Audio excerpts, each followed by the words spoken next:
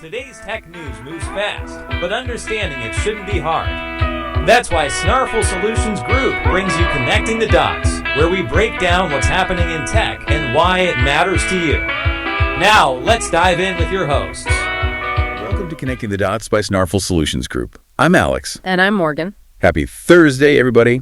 It is March 5th, 2026. And our mission here is really quite simple. Exactly. We're taking the day's top technology news, stripping away all that confusing industry jargon, and figuring out what it all actually means for you. Right, because we want to break down these massive headlines and explore exactly how they connect to your everyday life. Yeah. But before we get to the tech world, let's take a quick look out the window. If you're listening to us locally here in Sacramento, you are in for an absolutely gorgeous day. Oh, it's perfect out there. We're looking at sunny skies and a high of 66 degrees. It is, the perfect weather to just step away from your desk and take your lunch break outside. It really is an ideal spring day here in California. However, we do need to issue a pretty serious heads up to our listeners tuning in from other parts of the country. Yeah, the map is looking wild right now. It is incredibly volatile. If you're located anywhere in the central U.S., stretching from the southern plains all the way up into the Midwest, please stay weather aware through Friday. Definitely. Meteorologists are tracking several rounds of severe thunderstorms. We're talking about heavy, blinding rain, large hail, damaging wind gusts, and even the possibility of tornadoes touching down. So please take those warnings seriously and stay safe if you're in the path of those storms. Absolutely. And the extremes really do not stop there. Fire weather concerns are making a dangerous return to the central and southern high plains, mostly due to dry conditions and shifting winds. Right. Meanwhile, if you are living on the East Coast, get ready to completely reorganize your closet. Tell me about it. A major, completely unseasonable heat wave is heading to the eastern U.S. next week, and forecasters are saying that several daily temperature records are highly likely to be shattered. The sheer contrast in weather systems across the country right now is just staggering. It is definitely a week defined by extremes. And well, speaking of shifting conditions, let's pivot and take a quick look at the financial snapshot for today, Thursday, March 5th. Let's do it. The markets are showing a bit of a mixed bag this morning. The Dow Jones closed at 48,458.85. Right. That represents a slight dip of 0.14% today, which puts the index down about 0.69% for the week overall. The S&P 500 did manage to eke out a tiny win amid all those fluctuations, though. Yeah, it did. He closed at 6,854 points in 99, putting it up just a hair at 0.06% today and up 0.45% since the opening bell on Monday. Yeah. Then, of course, there's the crypto side of the financial world.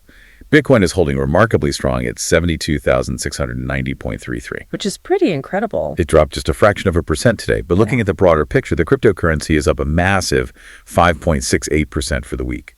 Yeah, seeing that kind of resilience in the crypto market this week is fascinating, especially when you consider how traditional stocks are experiencing these minor ongoing corrections. It's certainly a trend worth keeping an eye on as we head toward the weekend. For sure. Moving from financial fuel to actual fuel, let's talk about how we're powering through today's show. My favorite topic. Right. If you're the kind of person who desperately needs a morning kick to get your brain working, but you absolutely hate that inevitable midday crash, you have to check out Strong Coffee. It's a game changer. It really is. This is a premium instant coffee that actually tastes like a fresh, traditional, slow drip brew. But what sets it apart is what's hidden inside. Exactly. Every single cup is packed with 15 grams of protein, MCTs, and adaptogens like ashwagandha. And the science behind that specific combination of ingredients is really what makes it so effective. Break that down for us. Sure. For anyone unfamiliar, MCTs stand for medium-chain triglycerides. Without getting too deep into the biology, they're essentially healthy fats that your body processes incredibly fast. Right, it doesn't store them. Exactly. It turns them straight into usable energy for your brain. Combine that with adaptogens, which are natural plant compounds like ashwagandha that actively help your nervous system adapt to and manage stress, and the result is incredibly clean, sustained energy. You get the focus and wakefulness of a great cup of coffee, but with zero jitters. None at all. It changes your entire morning routine when you aren't bracing for a caffeine crash by 2 in the afternoon. It really does. Right now, you can use the promo code SNARFUL, that's SNARFUL, to get 20% off your entire purchase at strongcoffeecompany.com. That's a great deal. It is. Once again, that is promo code SNARFUL for 20% off at strongcoffeecompany.com.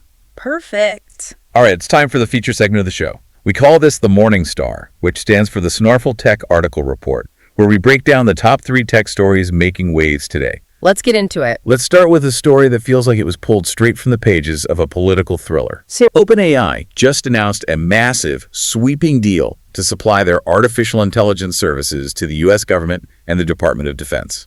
Now, at first glance, a major American technology company partnering with the Pentagon is pretty standard operating procedure. Defense contracts are a massive part of the tech industry. Right, that part isn't new. No, but the underlying context here, specifically the timing of this deal, is what makes this unprecedented. This massive OpenAI announcement went public mere hours after President Trump officially banned their primary AI rival, Anthropic, from all U.S. government contracts. Mere hours. Yes. That ban came down on Friday, and almost immediately following the weekend, OpenAI stepped into the spotlight with a signed agreement. The speed of that timeline is completely wild. It's unheard of. So for everyone listening who might have missed the news over the weekend, what exactly led to Anthropic being blacklisted from federal contracts in the first place? The ban stems from strict internal ethical policies at Anthropic regarding how their artificial intelligence models can be deployed in the real world. During their negotiations with the government, Anthropic flat out refused to allow their AI to be utilized for the mass surveillance of U.S. citizens. That's a huge sticking point. A massive one. Furthermore, they drew a hard line against their technology being integrated into fully autonomous weapons systems. And when we talk about autonomous weapons, just to be clear, we're talking about advanced targeting systems or drone swarms that can identify, track, and potentially engage a target without a human operator ever making the final decision. Exactly. Because Anthropic refused to budge on those specific ethical guardrails, the administration banned them from federal contracts. So the government walks away from Anthropic over these major ethical boundaries, but then OpenAI swoops in on Monday, and they're publicly claiming that their new deal with the Department of Defense contains those exact same limitations and safeguards. That's what they're saying. They're telling the public that their AI will not be used for mass surveillance or autonomous weapons either. Which is precisely why this situation is igniting so much controversy across the tech sector. Oh, I bet. If Anthropic was banned on Friday for demanding those exact safeguards, industry experts and watchdogs are naturally questioning how OpenAI managed to secure those identical concessions from the Pentagon in a matter of hours. Because usually that takes forever. Oh, negotiating complex ethical boundaries in military contracts is notoriously slow. It usually involves months, if not years, of grueling legal back and forth between corporate lawyers and government officials. Yeah. The idea that a watertight agreement on the ethical use of artificial intelligence in warfare was hammered out over a single weekend is highly unusual. It leaves people wondering if OpenAI actually secured ironclad limitations, or if there's some carefully worded gray area hidden in the fine print of this contract. And that skepticism isn't just coming from journalists or outside observers either. Not at all.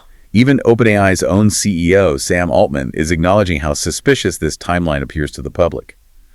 On Sunday, he posted on X, and I quote, "It was definitely rushed, and the optics don't look good," end quote. It's crazy to hear that out loud. Hearing a CEO admit that a major military contract was rushed is pretty jarring. It sounds a bit like turning in a massive semester-long homework assignment at the absolute last possible second while the professor is walking down the aisle collecting papers. That's exactly what it feels like. Except the homework in this scenario involves national security, cutting-edge artificial intelligence, and billions of dollars in federal defense budgets. Right, and when you rush a negotiation of this magnitude, the nuances in the language are usually what get compromised. For sure. If we look at the bigger picture and ask why this matters to you, the everyday listener, it highlights a tension that's going to define the next decade. How so? We have cutting-edge technology that's evolving significantly faster than our legal frameworks or our legislative processes. The government is clearly feeling an immense pressure not to fall behind in the global AI arms race, which might explain why they're willing to push these contracts through at breakneck speeds. And the surreal part for the average person is realizing that the foundational technology we use to draft polite work emails, summarize PDF documents, or brainstorm dinner recipes is the exact same technology being rushed into the Pentagon. It's the same foundation. The decisions these companies and government agencies make today regarding surveillance boundaries and ethical safeguards are laying the concrete foundation for the privacy landscape we will all be living in tomorrow. It's a massive story. We will definitely keep tracking the fallout from this one. Absolutely. Okay, moving from the complexities of government contracts to something that directly impacts how you might spend your money this weekend, let's take a look at our second story. This one is huge for consumers. Apple has officially launched a brand new 13-inch laptop, and they're calling it the MacBook Neo. Apple launching a new piece of hardware is always a major media event. But the shock factor here isn't a revolutionary new screen technology or a strange new titanium finish. No, it's not. The shock factor is the price tag. The MacBook Neo retails for just $599. Which is insane. And if you're purchasing it through their education store for a student, that price drops to an incredible $499. When I first saw that number in the Morningstar report, I genuinely assumed it was a typo. Right. This pricing model is completely unheard of for a company like Apple. Their entire brand identity has been built around premium aesthetics and premium pricing for decades. Exactly. Even Apple's senior vice president of hardware engineering, John Turnus, openly referred to this as a breakthrough price during the announcement. So how is it physically possible to manufacture a functioning brand new MacBook for $599? What kind of technology is actually inside this machine? The engineering strategy behind this laptop is brilliant. The MacBook Neo is powered by what's called the A18 Pro SoC, which stands for System on a Chip. Right. For a quick bit of context, in older or cheaper computers, your processor is one chip, your graphics card is a separate piece of hardware, and your memory is located somewhere else entirely. All spread out on the motherboard. Exactly. A system on a chip packs all of those different components onto one single piece of silicon. This means the data doesn't have to travel as far, making the computer incredibly fast and highly energy efficient. That makes sense. Now, if the name A18 Pro sounds familiar, it's because this is actually a mobile chip. It's the exact same processor that Apple currently uses inside the iPhone 16 Pro series. Let me pause you there because that's a wild concept to wrap your head around. They took the processor out of a smartphone and put it inside a laptop chassis. That's exactly what they did. How does a phone chip handle desktop-level computing tasks? Remarkably well, as it turns out. Apple's silicon architecture is so advanced that this mobile chip delivers raw computing performance that rivals the legendary Apple M1 chip. Wow. When Apple released the M1 chip a few years ago, it was a watershed moment for the laptop industry. It provided unprecedented processing speed while simultaneously allowing laptop batteries to last all day. And now they're doing that with phone chips. Yes. By taking that same level of performance and achieving it with a chip designed for a phone, Apple drastically reduced their manufacturing costs, which allows them to hit that $599 price point. That is an incredible feat of engineering. Yeah. But a price drop that significant means they had to make compromises somewhere. Oh, absolutely. What did they have to cut to get this laptop onto store shelves for under $600? They definitely had to make some very specific strategic trade-offs. For instance, the MacBook Neo does not feature a backlit keyboard, which is a standard feature on their Pro models. Okay, that's not a huge deal for most people. True. But more importantly, they've capped the unified memory, what we typically call RAM, at just 8 gigabytes, and there's no option for consumers to upgrade it after purchase. So for the listener who doesn't spend their free time reading computer spec sheets, how much of a limitation is an 8 gigabyte RAM cap in the real world? A helpful way to understand RAM is to imagine it as the physical surface area of your work desk. Your permanent storage, your hard drive, is the filing cabinet sitting in the corner of the room. When you want to actively work on a project, you take the files out of the cabinet and lay them out on your desk. Right. If you're a professional video editor trying to render a massive 4K documentary, or a software developer compiling huge, complex blocks of code, you have a mountain of files open at once. You need a massive desk. Makes sense. An 8 gigabyte desk is simply too small for that kind of heavy lifting. Your computer will run out of space and start freezing up. But what about normal use? Well, if your daily computer use involves having a few web browser tabs open, typing up a Word document, and watching a YouTube video, then 8 gigabytes of surface area is more than enough space to work comfortably. That distinction really highlights who Apple is targeting with this release. Precisely. For the hardcore professional, the Neo is a non-starter. But for the mainstream buyer, You know, the family looking for a reliable machine to leave on the kitchen counter to pay bills, or the high school student who just needs to write essays and research online, they will never hit that memory limit. Never. They get all the benefits of Mac O without paying for a massive metaphorical desk they're never going to use. Yeah. For the first time in a very long time, owning a brand new Mac is genuinely affordable for the average family. Which leads us perfectly into the broader implications of this launch and our third story of the day. Let's hear it. While the MacBook Neo is fantastic news for consumers on a budget, it is an absolute nightmare scenario for Windows laptop manufacturers. Oh, I can imagine. We're talking about major industry players like HP, Lenovo, and Dell. The atmosphere in those boardrooms has to be pretty tense right now. Very tense. Historically, the budget laptop market, that crucial $500 to $600 price range, was the one place where Windows was completely safe from Apple's influence. The primary motivation for someone buying a Windows laptop in that tier was simple economics. They simply couldn't afford to spend $1,000 on a MacBook, so they settled for whatever Windows machine fit their budget. And the unfortunate reality for consumers was that settling for a $599 Windows laptop usually meant accepting a subpar experience. Definitely. Tech reviewers have routinely referred to laptops in that specific price bracket as e-waste. Ouch. Yeah. They're often heavy, constructed from cheap, creaky plastic, and notoriously prone to slowing down significantly after just 6 months of regular use. To be fair, there is one notable exception that always gets brought up in these discussions. The Asus ZenBook A14 is widely considered an amazing piece of hardware, and whenever that specific model drops to $599 on sale, it offers incredible value. That's true, the ZenBook is great. But broadly speaking, navigating the budget Windows ecosystem is an exercise in frustration for the average buyer. Exactly. And what makes this competitive threat so severe for Microsoft is the timing. Because of Windows 11. Yes. Apple is launching the Neo at a moment when the reputation of Windows 11 is arguably at an all-time low among everyday consumers. It's been rough. Furthermore, Microsoft implemented very strict hardware requirements for the Windows 11 upgrade. Because of this, there are currently millions of users sitting at home with older Windows 10 laptops that work perfectly fine, but Microsoft is telling them their hardware is unsupported for the new operating system. So those users are feeling abandoned and frustrated. Suddenly they need a new computer, and Apple is standing right there holding a sleek, fast, highly capable MacBook for $599. And Apple is fully aware of how vulnerable Microsoft is right now. Oh, they definitely are. If you visit the webpage for the new MacBook Neo, there's a dedicated tab prominently displayed right at the top of the screen that simply says, "Switch to Mac." Wow, they're not being subtle. Not at all. They're aggressively and explicitly targeting people who are fed up with their aging Windows machines. The marketing strategy behind this is incredibly potent when you consider the long-term ripple effects, too. It's all about brand loyalty. Think about it in terms of your daily habits. Imagine your favorite local diner suddenly started serving a premium artisan roast coffee for the exact same price as their old, burnt, watered-down drip coffee. You'd switch instantly. You would instantly switch. You would never go back to the cheap stuff. And because you're enjoying the experience so much, you'd probably start buying their pastries, too. Great analogy.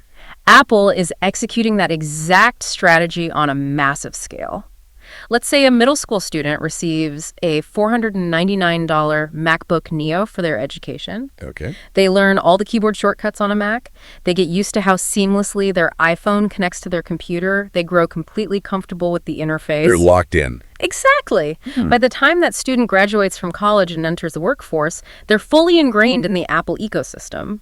When it's time for them to buy their own computer as an adult, they will almost certainly stick with Apple, likely upgrading to the more expensive Pro models. It's a strategy designed to cultivate lifetime customers by getting them in the door early. But if Apple successfully captures the entire entry-level tier of the market with this aggressive pricing, what happens to Windows? Could we see Microsoft pushed out of the mainstream everyday consumer space entirely? It is a very real possibility that raises profound questions about the future landscape of personal computing. That's a huge shift. If the everyday consumer defaults to buying a Mac, Windows might eventually be relegated to serving only very specific, specialized niches. Like that. For example, the PC gaming industry relies heavily on Windows architecture and custom-built hardware. Similarly, massive enterprise business environments are deeply locked into legacy Microsoft software that they cannot easily abandon. Right. But outside of hardcore gaming and corporate IT departments, the average person's computing life could become entirely dominated by Apple. The ground is truly shifting beneath the entire tech industry today. It really is. Before we wrap up today's Morning Star Report and send you on your way, we want to mention one more thing that's absolutely perfect for the tech-obsessed person in your life. We're talking about Old Glory. Finding a great gift for someone who spends most of their day staring at screens and reading spec sheets can be difficult. It's tough. But Old Glory is an iconic music and sports fan merch store. Whether you're searching for vintage band tees, authentic sports memorabilia, or just genuinely unique pop culture gear, it's the perfect place to find something tangible and stylish to pull your techie friend back into the real world. It really is a fantastic catalog of merchandise. And if you use the promo code SNARFUL, again, that's spelled SNARFUL at checkout, you'll get 15% off your entire purchase. Just head over to oldglory.com and enter code SNARFUL for 15% off. To briefly recap the major themes we explored this morning, it has been a day defined by massive structural shifts in how technology operates at both the highest levels of government and the most personal levels of consumer hardware. Absolutely. We watched the artificial intelligence landscape shift dramatically overnight. OpenAI's rushed, highly unusual deal with the Department of Defense, coming immediately on the heels of the Anthropic ban, demonstrates just how volatile, fast-moving, and ethically complicated military technology contracts have become. And on the consumer side of the spectrum, we saw the entire laptop market get completely flipped upside down. Yeah, Apple's release of the MacBook Neo at a stunning $599 price point shatters all the traditional pricing rules we've come to expect. It puts Microsoft and major PC manufacturers on extreme high alert, and it fundamentally changes what the average family expects to get out of a budget computer. It all highlights just how quickly these massive multi-billion-dollar tech entities can pivot their strategies and completely redefine the rules of the game in an instant. Which leaves us with a final, somewhat provocative thought for you to mull over as you go about your Thursday. What's on your mind? Well, we have tech giants rushing to secure massive, ethically complex defense and surveillance contracts on one hand. On the other hand, we have a company aggressively moving to monopolize the entry-level budget hardware market, ensuring an entire generation grows up locked into their specific ecosystem. That's a lot of power. It is. When you take a step back and look at the big picture, how much unshakable influence are just a handful of these massive technology companies going to have over both our global national security and our quiet, everyday personal computing? It's a question that affects every single one of us. It certainly provides a lot of context to consider the next time you open a laptop, read about a new AI capability, or see a headline about government tech contracts. We're here to help at Snarful, so reach out on our website if you have any more questions. That's a wrap on today's top stories. Remember, tech doesn't have to be complicated, and we're here to help connect the dots. If you've got questions or want to learn more, visit us at snarful.com. Thanks for listening, and we'll catch you next time.